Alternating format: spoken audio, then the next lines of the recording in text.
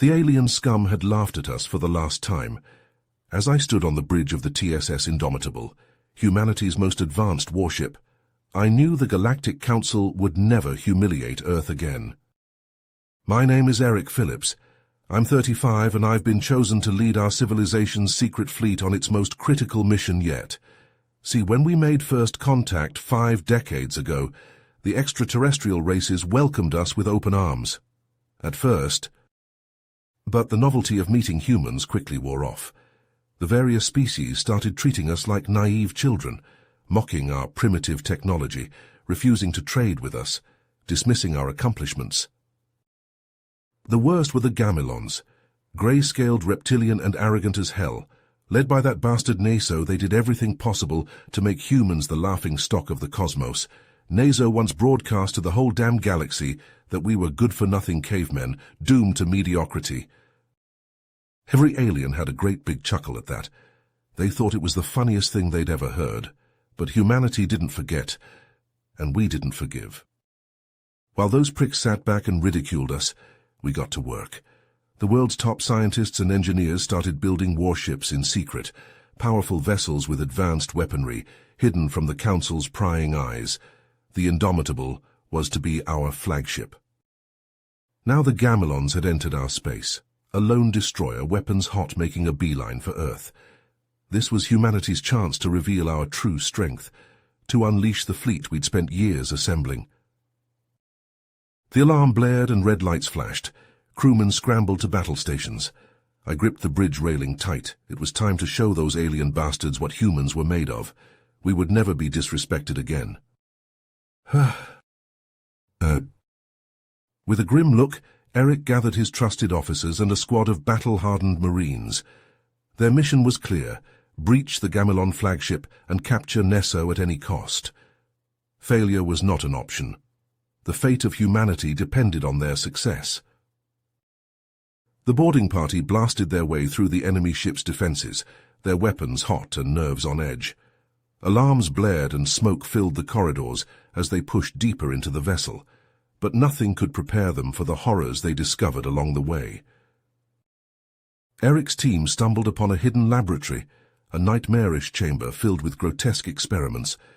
Human captives, mutilated and twisted into monstrous hybrids, lay strapped to operating tables or floating in tanks of viscous liquid. The stench of death and chemicals hung heavy in the recycled air. "My God," Eric whispered, his face pale with shock and revulsion. The evidence of the Gamilons' cruelty was undeniable. They had no regard for human life, seeing their prisoners as mere test subjects to be experimented on and discarded. Rage boiled up inside Eric, threatening to consume him. He clenched his fists until his knuckles turned white, his jaw set with grim determination. Nesso would pay for these atrocities. The Gamilon leader's reign of terror ended today. Pressing onward, the humans neared the bridge. Suddenly, a group of towering figures emerged from the shadows. Neso's elite guards, genetically engineered super soldiers bred for one purpose: combat. They were a wall of rippling muscle and advanced weaponry, their eyes cold and merciless. A brutal firefight erupted in the narrow corridor. Bullets ricocheted off metal walls, and energy beams sizzled through the air. Men screamed and fell on both sides, the floor slick with blood. Eric himself took a hit, pain lancing through his body as he staggered back. But he refused to fall. Gritting his teeth, Eric surged forward, his weapon blazing.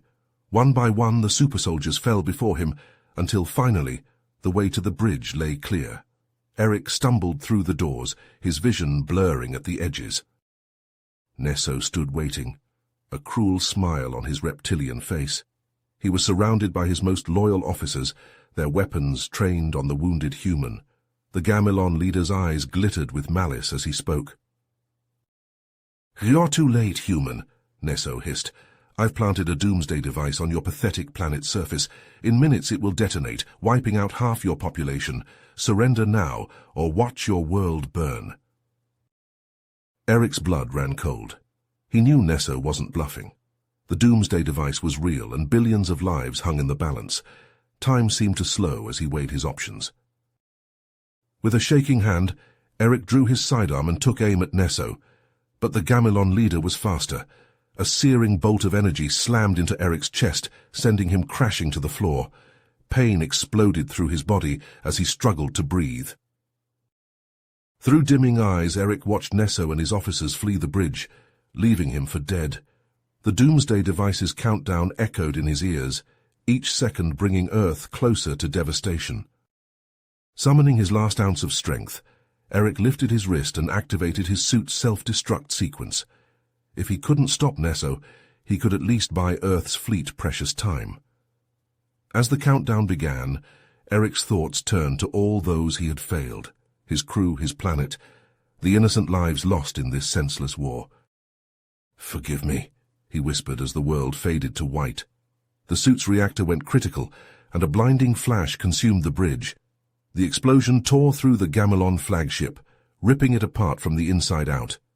Debris spun into the void as the once mighty vessel broke apart, a testament to the lengths one man would go to protect his home. The blinding flash from Eric's suit reactor consumed the Gamilon flagship's bridge. In an instant, the once mighty warship was torn asunder, reduced to a cloud of spinning debris against the starry void.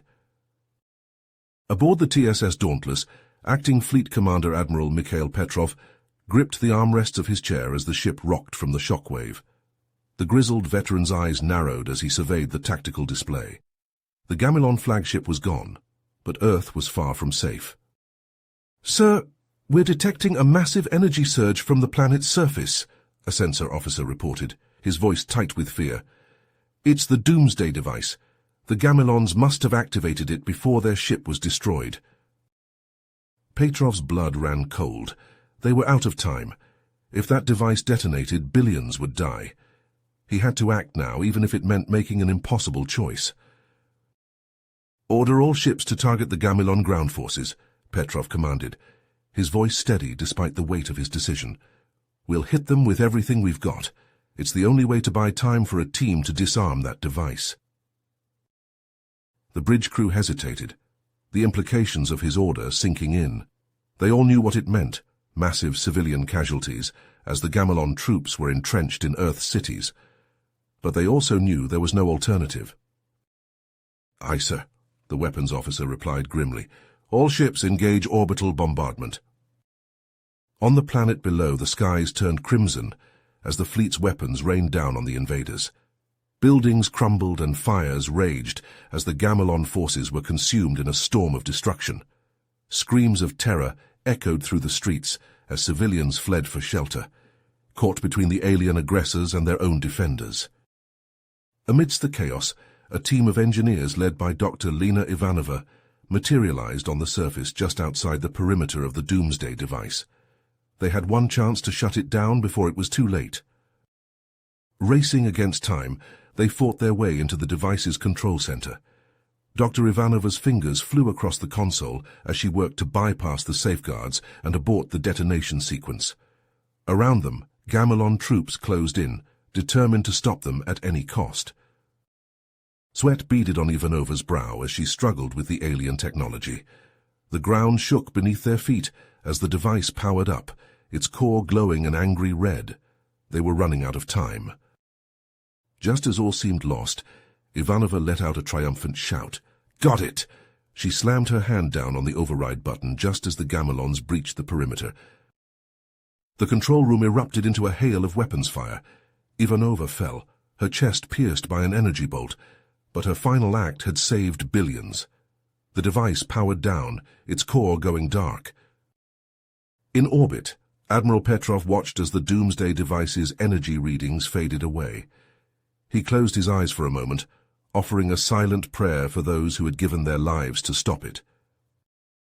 The battle was far from over, but Earth had been given a fighting chance. As the fleet pressed their attack against the remaining Gamilon forces, Petrov knew that humanity would never forget the sacrifices made this day. You have reached the end of the story.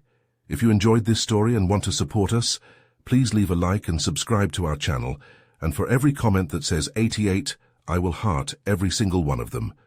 Thank you for your time.